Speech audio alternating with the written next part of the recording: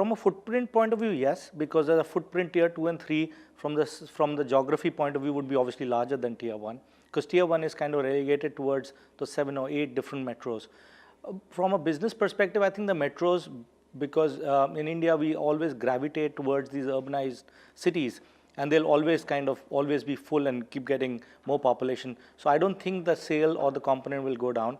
Also, when you come into an urban city, your aspiration levels are different, and I think you end up consuming more. I would probably say either or. They're not going to actually, they both would be different in their own ways, but I don't think tier 2 and 3 can actually take over tier 1. As a brand, we can tell you that we are selling very successfully in tier 2, tier 3 cities. When it comes to retail spaces, what we've seen that malls, especially larger malls, see a lot of footfalls, and medium or smaller sized malls just cannot. Tier 2, tier 3 cities suffer from that problem that you do not have really large malls. The moment you do not have really large malls, it is really an all or nothing world. For example, in a city such as Calcutta, everyone wants to go to the biggest, best mall at one point of time.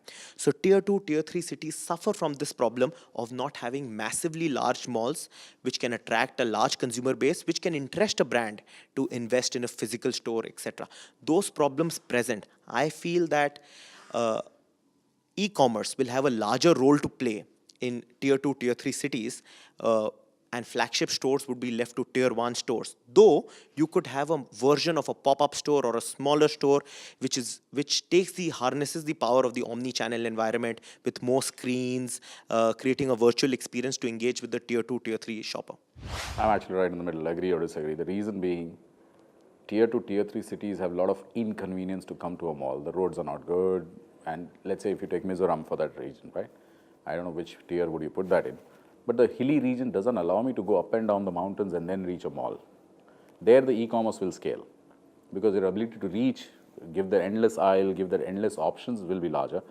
But if a mall comes up which has a very good design, which has a very good ability to connected roads or ability for people to come and park their vehicles, be there for a couple of hours, I think I don't see a reason why tier 2, tier 3 cities cannot scale in terms of retail contribution.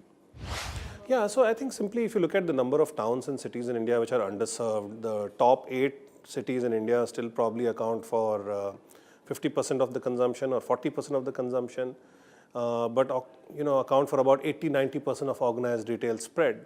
So simply if you look at the numbers, I think the next wave of growth is going to happen from there. And if you look at consumption, both parts of India are growing. The non-metros are growing and the metros are also growing.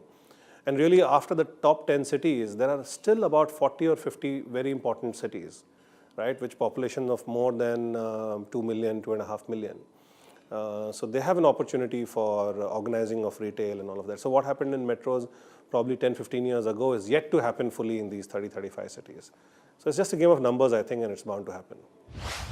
I do agree that given the pace of urbanization that is taking place, and given the infrastructure development that is happening in tier 2, tier 3 towns, these towns will grow much faster than the metro or tier 1. I think the trend is already visible.